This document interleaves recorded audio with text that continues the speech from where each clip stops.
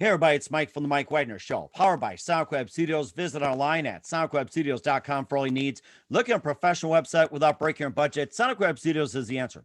SoundCloud Studios offers fast, affordable custom web designs that blow the competition away. Call today, 1-800-303-3960. That's 1-800-303-3960, or email to support@soundcloudstudios.com. Mention the Mike Wagner Show, get 20% off your first project. Sonic Web Studios, take your image to the next level. Also, time to give official shout out to our official sponsor of the Mike Wagner Show, international warring author Mia Mosenzia. If you love fast-paced mysteries, you love Missing by Mia Mosenzia, available on Amazon in paperback and ebook. Missing is fast-paced and intriguing with an unforgettable twist. Takes place in 4 countries, 2 strangers, and 1 target, where truth is an illusion and those you love be the first to go missing. It's available on Amazon in paperback and ebook. Missing by Mia Mosenzia has garnered great reviews and even loved and endorsed by Hollywood celebrities, including Joanna Cassidy, Forbes Riley, and many others. So grab your copy today before it goes missing by Mia Mosenzia, available on Amazon. Also, the Mike Wagner Show can be heard on the MikeWagnerShow.com. You can check our Facebook page at Facebook.com/The Mike Wagner Show. You can download and listen on Facebook, SoundCloud, Spreaker, Spotify, and iHeartRadio. Also on Anchor FM, iTunes, Google Play, Amazon, Audible, and Apple. Coming soon to Podbean, Buzzsprout, Pandora, and TuneIn, and heard worldwide on Geo7, Radio Public, Himalaya, and more. Take the Mike Wagner Show with you on any mobile device. Subscribe to the Mike Wagner Show on the YouTube channel, and follow the Mike Wagner Show on Instagram and Twitter today. And check out the Mike Wagner Show merchandise on Amazon under the Mike Wagner Show podcast. Coming soon to the MikeWagnerShow.com. T-shirts, hoodies, throw pillows, pop sockets, and more. And for more great gift ideas, including phone cases and hoodies and a lot more, tank tops, go to Amazon.com/Mia Mosenzia. Check out his great books. Make sure you order today, and make sure you don't forget to support the Mike Wagner Show at the MikeWagnerShow.com, also on Anchor FM, as well as PayPal, and make sure you do it today. We're here with a wonderful author who is not only the author of quite a number of books, including his latest, Harboring Happiness, 100 Ways to Be Happy, courtesy of Beacon Publishing. He also teaches sociology at San Jose State and organized HandsOn Thailand program, and he has some great works as well, too. He also authored Brook's book, Eating the Earth, Sweet Nothings, and he's also editing Justice in the Kitchen, and he's just got a great story to tell. And live, ladies and gentlemen, from the Plus Studios somewhere in Northern California, the very, very multi-talented sociologist, the teacher, and he's also professor, organizer, and author of Harboring Happiness from Beacon Publishing, Dan Brook. Dan, good morning, good afternoon, good evening. Thanks for joining us today. Oh, thanks so much for having me. It's a pleasure to be here. Nice to meet you. Well, it's nice to meet you as well, too. And you've got a fascinating story. And now you're an author, courtesy of Beacon Publishing, with Harboring Happiness, 100 Ways to Be Happy. You also got several other books. You also teach sociology at San Jose State. You also organize the HandsOn Thailand program and a lot more. And you also basically just welcome a lot of communication from a lot of people, and you're very open. And before we get into all that, Dan, tell us how I first got started. How I got started? Yes. Well, I was born on the night of a full moon. Ooh. On the first night of Passover. That's how I got started. It was already an auspicious beginning, wasn't it? That's very unique. I like that. And it was a lunar eclipse. Oh my goodness. Later. Yeah. You're probably like, let me out. I want to see the lunar eclipse. Let me out. There's so much to do in the world, of course. I mean, the womb is great and all, but there's a lot doing on this planet. Mm-hmm. Yes. I'm eager to do it. Yes, it is, certainly. And I love hearing more about, how you first got started, where you grew up, and getting into teaching and everything else. It's amazing.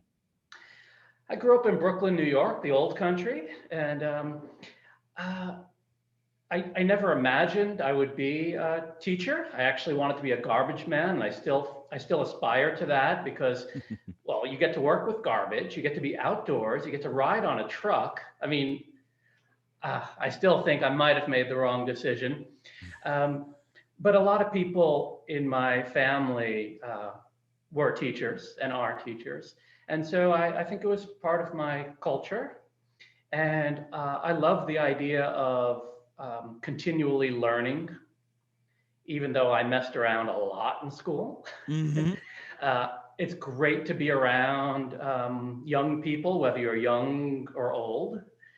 And I love helping people, and it's something I still love doing. I love helping people. I love spreading awareness. I think more people should be happy, so I decided to write about happiness. Mm, that's quite interesting. We'll talk more about that. And what was that one precise moment that simply influenced you into what you're doing for the rest of your life?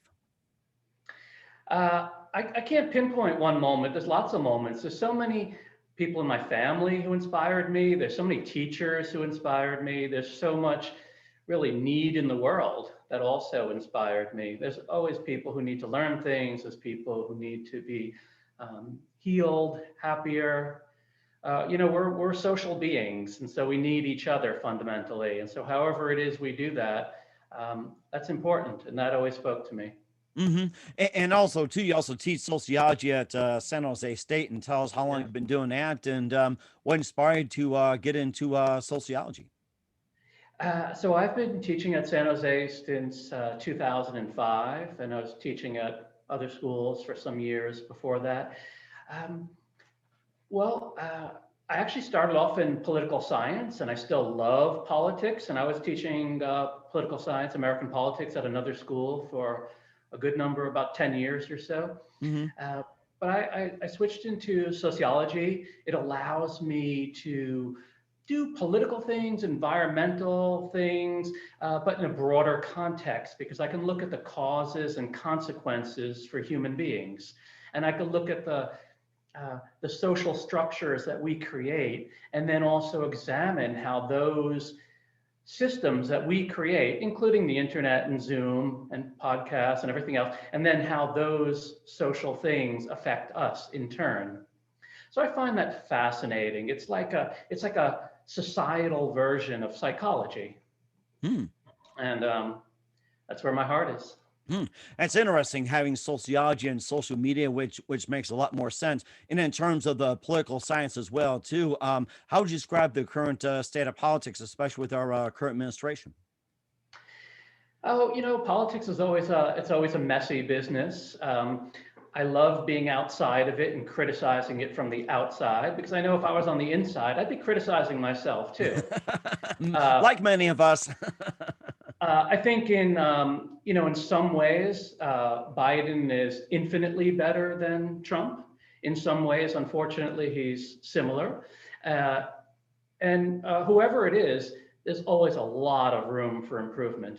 Hmm. Ultimately, government should serve the common needs of people. People shouldn't have to serve government. People shouldn't have to serve corporations. People shouldn't have to serve ideologies or organizations or theologies and religions. All of those things that we created and our economy should all serve the needs of human beings. And we have more than enough in the world to take care of everybody.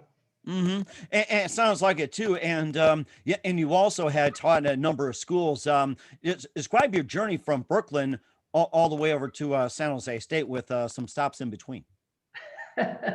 Well, yeah, Brooklyn inspired me in a lot of ways, like it inspired a lot of people. So many great people came out of Brooklyn, and it wasn't just Brooklyn; it was my Jewish heritage as well, of course.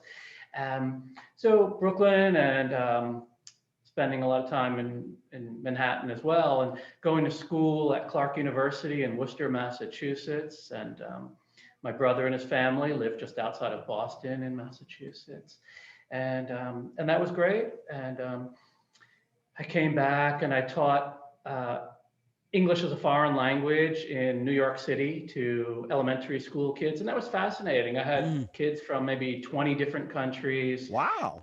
different levels of English proficiency.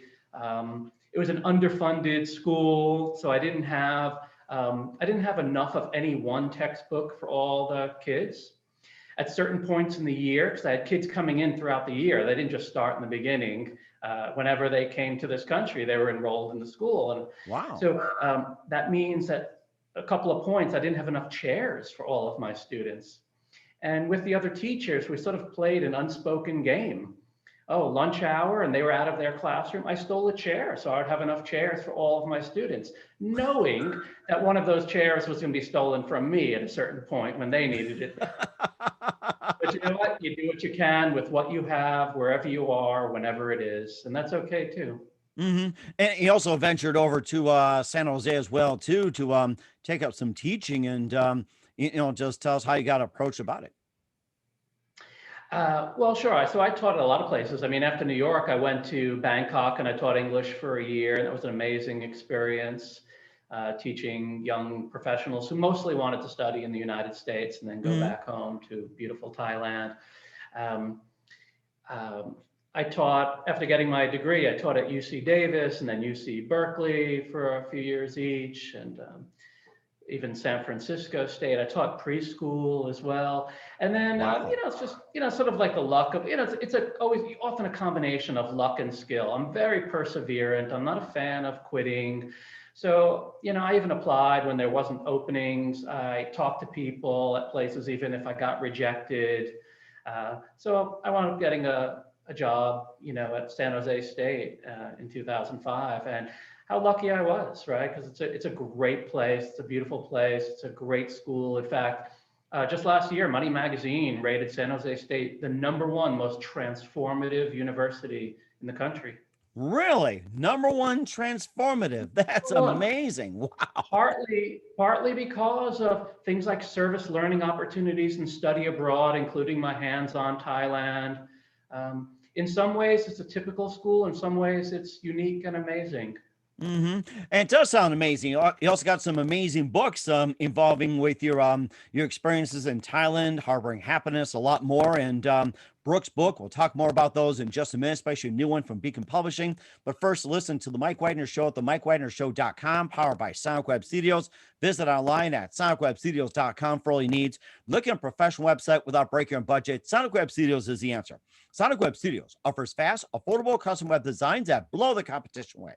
Call today, 1-800-303-3960. It's 1-800-303-3960 or email to support@sonicwebstudios.com. Mention the Mike Wagner Show, get 20% off your first project. Sonic Web Studios, take your image to the next level. Also, time to give a official shout out to our official sponsor of the Mike Wagner Show, international warring author Mian Molson-Zia. If you love fast-paced mysteries, you love Missing by Mian Molson-Zia, available on Amazon and paperback and ebook. Missing is fast-paced and intriguing with an unforgettable twist. Takes place in 4 countries, 2 strangers, and 1 target, where truth is an illusion and those you love be the first to go missing. It's available on Amazon and paperback and ebook. Missing by Mian Molson-Zia has garnered great reviews and even loved and endorsed by Hollywood celebrities, including Joanna Cassidy, Forge Riley, and many others. So grab your copy today for Goes Missing by Mian Molson-Zia, available on Amazon. Also, the Mike Wagner Show can be heard on the MikeWagnerShow.com. You can check our Facebook page at Facebook.com/The Mike Wagner Show. You can download and listen on Facebook, SoundCloud, Spreaker, Spotify, and iHeartRadio. Also on Anchor FM, iTunes, Google Play, Amazon, Audible, and Apple. Coming soon to Podbean, Buzzsprout, Pandora, and TuneIn. And heard worldwide on Geo7, Radio Public, Himalaya, and more. Take the Mike Wagner Show on any mobile device. Subscribe to the Mike Wagner Show on the YouTube channel and follow the Mike Wagner Show on Instagram and Twitter today. Check out the Mike Wagner Show merchandise on Amazon and coming soon to the MikeWagnerShow.com, including t-shirts, hoodies, pop sockets, and more. And also phone cases coming as well, too. And don't forget to check out the gift store on Amazon.com/MeandMolsonZ, including great books like this one. And make sure you check out today. And don't forget to support the Mike Wagner Show at the MikeWagnerShow.com. Also support us on Anchor FM and PayPal, and make sure you do it today. We're here with author Dan Brook of Beacon Publishing with his new book, Harboring Happiness, 101 Ways to Be Happy, and also teaches sociology over at San Jose State. And before we talk about your book, Harboring Happiness and more from Beacon Publishing, you also organized the Hands-On Thailand program, and that's an amazing program to be done. And tell us more about that. It really is an amazing program. So it was several years ago that I learned it was even possible to do it in my school. And as soon as I learned that it was possible, I set it up. So I bring students, between 12 and 16 students per year, on this really amazing service learning, study abroad, 3-week program in Chiang Mai, Thailand, which is a northern city in Thailand. And Thailand's a really amazing country. And then Chiang Mai is a particularly amazing city within an amazing country. And we don't just go as tourists, although we do some of that because it's fun and it's beautiful. But the students also join local nonprofit organizations to help out on a grassroots level. And so they're teaching novice monks, or they're helping out with organic agriculture or editing papers through the Social Science Institute at Chiang Mai University, Oh, and wow. working at a boarding school for disadvantaged youth, doing great stuff, and not, doing something that's meaningful, doing something that's helpful, doing things on a sort of a horizontal level, if you will, working with Thai people as well as other foreigners to make a positive difference in the world. Hmm. And that actually ties in with the happiness book too, because when you help out other people, that's one thing. And when you get new experiences that are different and fun, those are things that lead to happiness. Hmm. And it sounds like it too. And how do you compare Thailand to the United States? Well, it's pretty different in a lot of ways. Hmm. So it's hard to say. I mean, it's a poorer country. It's a much more traditional country. It's 90 something percent Buddhist. Uh, has its own Thai language. Has its own amazing food. It's a much more homogenous country as well. And it's a tropical country. So lots of differences, but wonderful ones. It's a very open, welcoming country. It's a beautiful country in terms of natural beauty. It's beautiful in terms of built beauty, their temples and their homes. Um, and the people, generally speaking, are so kind. It's called the land of smiles. People are kind, people are generous, people are happy. And I learned, one of the things I learned in Thailand is that happiness is not dependent on material things. Hmm. Many people who don't have much in terms of money, in terms of things, in terms of possessions, sometimes even in terms of stable housing. They don't have much in terms of transportation for themselves. And yet, some very, very happy people on a regular basis. And it sounds like you got some great happy people, and you're happy yourself too. And of course, you Yes. got some really amazing books. You got Brook's book. You got Eating the Earth, which I find very interesting. Also, Yeah. Sweet Nothings, and you're currently editing Justice in the Kitchen. And tell us more about those books. I did. Well, so Sweet Nothings, I should say, and you see I have a lot of projects and there's also a lot more in the pipeline. Uh, I like doing a lot of things and therefore I tend to do them slowly over time. So Sweet Nothings I was working on for a long time. I love haiku and I've been writing haiku for at least a couple of decades and I've Hmm. written well over 5,000 haiku. Wow. So years ago, I decided I collected haiku on the theme of the concept of nothing and nothingness. Hmm. So the book Sweet Nothings um, is about the nature of haiku. So it gets into what haiku is and what it does and the structure of it a little bit. And it also gets into the concept of nothing and how within nothing there is everything. Hmm. So the potential is there.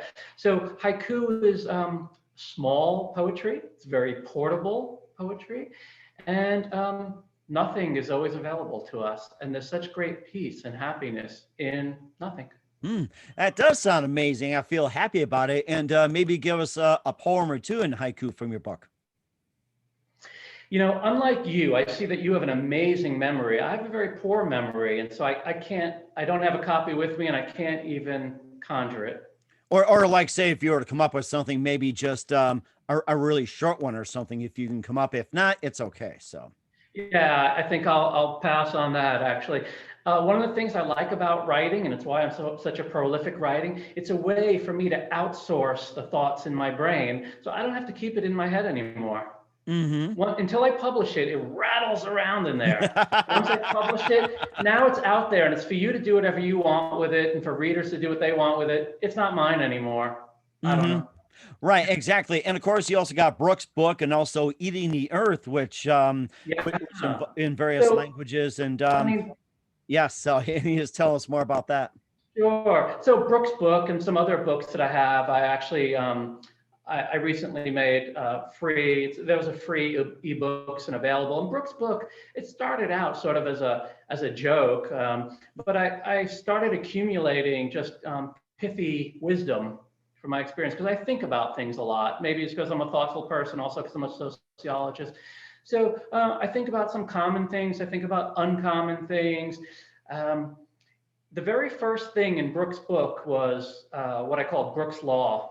Mm-hmm.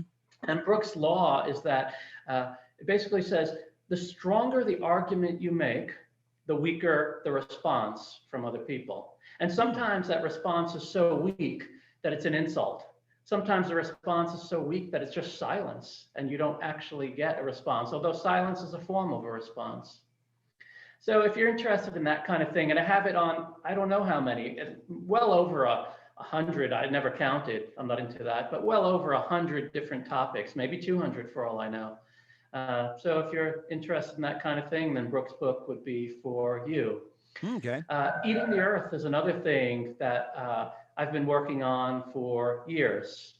I've been vegetarian since 1983. And so Eating the Earth is subtitled The Truth About What We Eat. And it's basically about the problems with eating meat and other animal products and the benefit of eating plant-based foods. Mm-hmm. And the short story is, this is all evidence-based. It's better for our health. It's better for our physical health. It's better for our spiritual health. It's better for public health in terms of public diseases, including pandemics. It's better for our environment, and it's of course better for the animals. Mm-hmm. So I talk about that, and it's resonated with people. So it's actually already been published, and it's been translated into Spanish, Italian, Chinese, Korean, Thai. There's a Mongolian edition coming out soon. The Polish translation was just finished. I need to get the cover made. Wow. Yeah, so it's pretty exciting. So it's reaching a lot of people, which is gratifying. Mm-hmm. And it does sound exciting. And where can we find those books at? Books like that, Brook's book and Eating the Earth, are on Smashwords, which is an independent self-publishing ebook site, very user-friendly. And all of my books on Smashwords. So if you Google Smashwords and Dan Brook, maybe in the title and Brook's book or Eating the Earth, you'll find it very easily. And you can download it in any one of multiple formats for free and read it at your leisure and read it in bits and pieces, because you don't have to read it from beginning to end. If you just pick up a page or one section, even that will benefit you. In fact, I challenge you just to read one small section, one page, almost at random if you want, from any of those books. That's the way you test it. The Dalai Lama talks that way. He says, test it for yourself, because don't take anything on faith, right? We don't have to believe anything. Test it for yourself. And if it works for you, then absorb it, take it in, do more of it. If it doesn't work for you, that's it, discard it, move on, and find something else that works for you. It's not like I'm the answer, I have the answer. I think I have a lot of answers, but it doesn't mean it's the answer for you. I found a lot of the answers for me, and that's okay. Exactly it. And of course, we will accept the challenge, by the way. And we'll talk about your new book, Harboring Happiness, 100 Ways to Be Happy, from Beacon Publishing. We'll get to that in just 1 minute with Dan Brook. You listen to The Mike Wagner Show at themikewagnershow.com, powered by SoundWeb Studios. Visit online at soundwebstudios.com for all your needs. Also brought to you by our official sponsor of The Mike Wagner Show, international warring author Mia Mosensia of Missing, available on Amazon in paperback and ebook. We'll be back with author Dan Brook of Harboring Happiness, 101 Ways to Be Happy, from Beacon Publishing, after this timeout. We're back with author Dan Brook of Beacon Publishing with his latest book, Harboring Happiness, 101 Ways to Be Happy, here on the Mike Wagner Show. And tell us more about the book, Harboring Happiness, and once again, what inspired you to write it, Dan? Yeah, so Harboring Happiness, now that I think about it, I should have called it Only 101 Ways, because there must be more. There must be more. Feel free to change if you like. It's your book. Feel free. Yeah, it's true. Maybe on a certain level, happiness comes more naturally to me than others, but I also know there's ways of working on it. Like any other skill, we can improve it. And I see so many people are unhappy in a world where happiness is massive abundance, and it's a renewable resource. It never runs out. And the more we share happiness, the more we have it for ourselves and the more we give it to others. So it's sad when we sad. And that's not to say that there isn't time for other emotions. Of course there is. There's times to be sad and there's times to be even angry, perhaps, although I've minimized that so much. Just like many of us. Okay. All right, Dan, you still with us? Yes, it froze for a bit. Sorry about that. Oh, no. Oh, no worries. And we're so happy about it. And you can just continue. And if you just maybe give us just a few ways or a couple to be happy from the book, feel free to do so. Yeah, well, you know what? I'm really grateful to be talking to you today. And it turns out that gratitude is a scientifically backed way to be more happy. So no matter what's going on, because you could be grateful for really big things, and I am. I'm grateful to be alive. Mm-hmm. I'm grateful to have a laptop computer and the Zoom app that we're using now to communicate. Mm-hmm. I'm grateful that it's a warm, sunny day today. I'm grateful that I live in Northern California. I'm grateful that I teach at San Jose State University. But also I saw a leaf today. I was grateful to be able to see that leaf. It had such natural beauty to it. I don't know if other people are going to notice it or not. It doesn't matter. I noticed it. It made me happy. Now I'm mentioning it to you. So I'm savoring that memory of seeing the leaf. That's also a technique of happiness. And then I'm not only savoring it, I'm talking to you about it. I'm talking to others about it. That's another way to be happy. So thank you for that question. Yeah, no problem. You know what? I can feel that leaf about to come into my hand right now. Although it is taking its sweet time, going from California over to where I'm at. It's like, well, I'm sure it's going to take its time, probably blowing around by now, but at least we do have a leaf. But it's always available to you. Mm-hmm. That is exactly. Of course, we could always, in all seriousness, not just leaves or anything else. We could always imagine things in our mind. Mm-hmm. So imagine your leaf, quote unquote. Imagine your happy place. Imagine a baby, a dog, a kitten. Imagine being on the beach. Imagine the last time you were laughing and swimming. Imagine the last time you heard your favorite song or saw a funny movie. We could do those things too. It doesn't have to be happening in the moment. And being happy doesn't mean that there isn't things to be sad about. It doesn't mean that there aren't injustices in the world. There are too many injustices in the world. And it could even make you happy to address those injustices. If you volunteer your time, either in direct service or in advocacy for a better world, that can lead to happiness. But even while those things are going on, with the chaos of the world in a lot of ways, and still during a pandemic, we can still be happy because it doesn't make those things worse. Potentially, it makes them better, and it makes us better. And if we make ourselves happier, we're in society. So then that makes society happier as well. And if someone sees you smile, they're more likely to smile. Remember, we're social beings. We react to each other. And then when you see them smiling, even if you don't know if you're smiling or not, you're more likely to smile. Someone else sees that and they're more likely to smile. It's okay to build happiness in this world. I give everyone permission to be happier. And yes, I'm smiling already too. It's like I'm feeling it, Dan. I'm feeling it. It's the one song that's coming to mind right now. The world smiles and smiles at you, Louis Prima. That's what makes me think of it. You smile and the smile whirls with you. It's something like that. It's in my head. I can't get the exact title, but that's what you think of. It's like, what was it? The smile whirled at you, Louis Prima. I'm sure it'll come later on too after we're done with the broadcast. But I can hear it in my head. I do meditation each Wednesday night with Rick Hanson. Dr. Rick Hanson is a therapist. He's a meditation leader. He's a great author.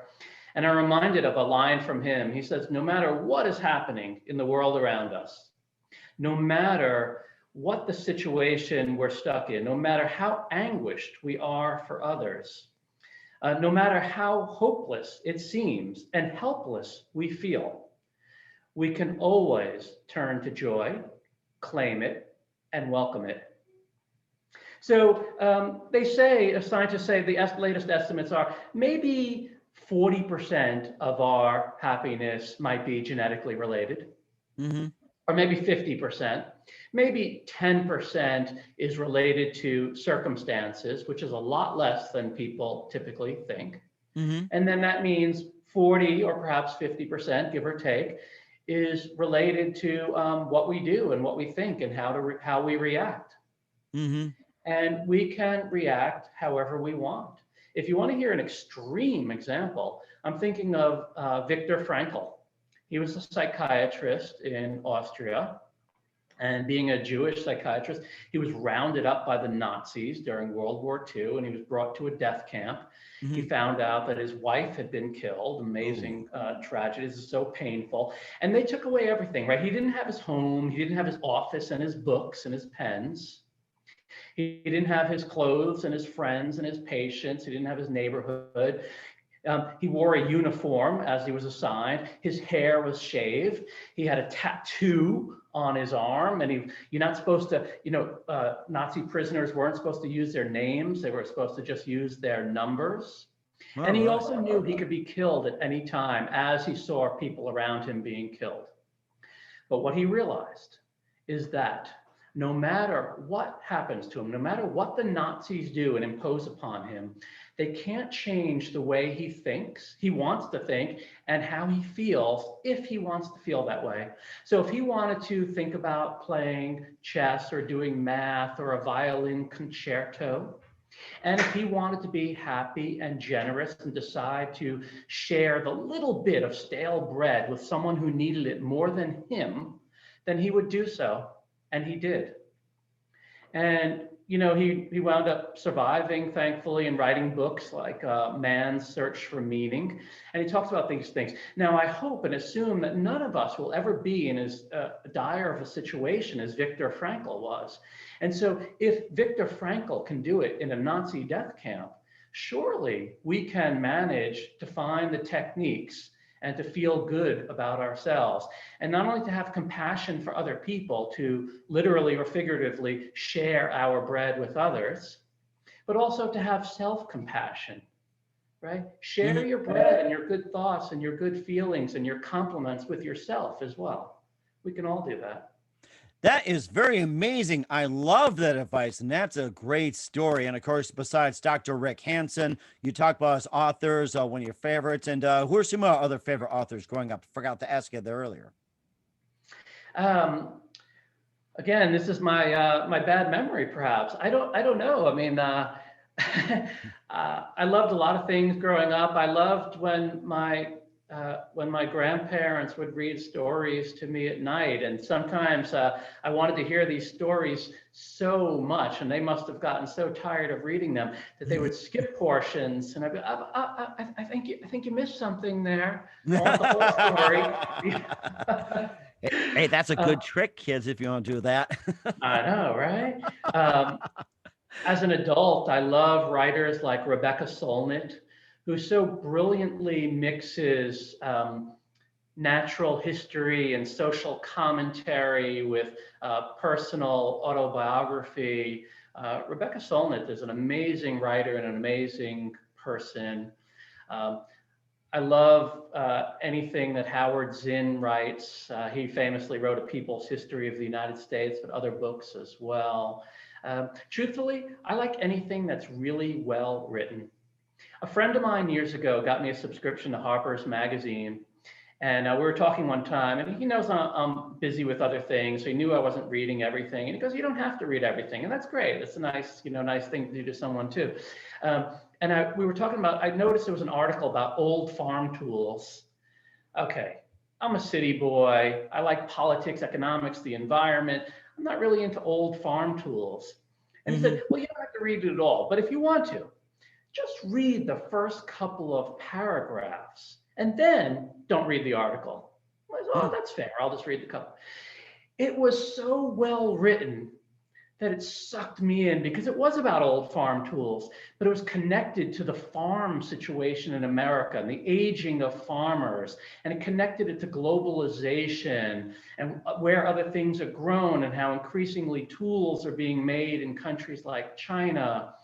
and on and on. And it's like so fascinating. So if something is written well, I have my preferences about subjects, but I'll read anything that's written well. And as a writer, okay, I don't know if I always do it, but I strive to try to write well so that I can, I know that it's a service industry. And if I'm writing something, I want you to enjoy it.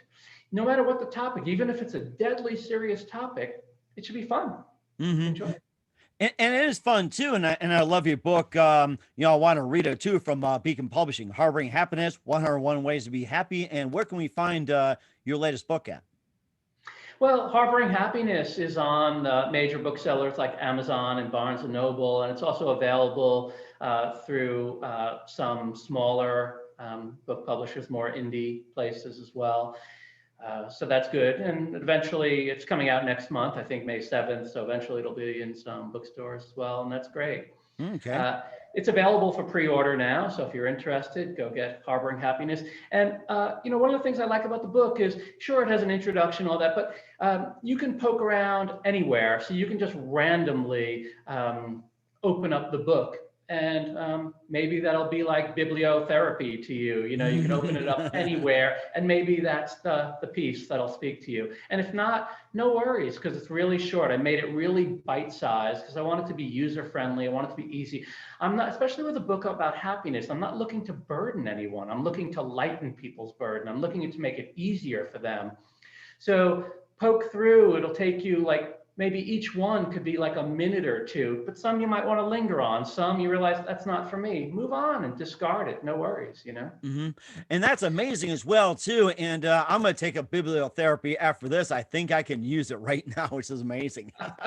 Everyone can, me included. Oh, yes. We're here with author Dan Brook of Beacon Publishing, Harboring Happiness: 101 Ways to Be Happy, and also a sociologist, professor at San Jose State here on the Mike Wagner Show. Dan, a very big thank you for your time. You've been absolutely amazing. Looking forward to having you again soon. Thanks so much, Mike. And keep us up to date. And just a few more things here before we go. We'd love to have you back on.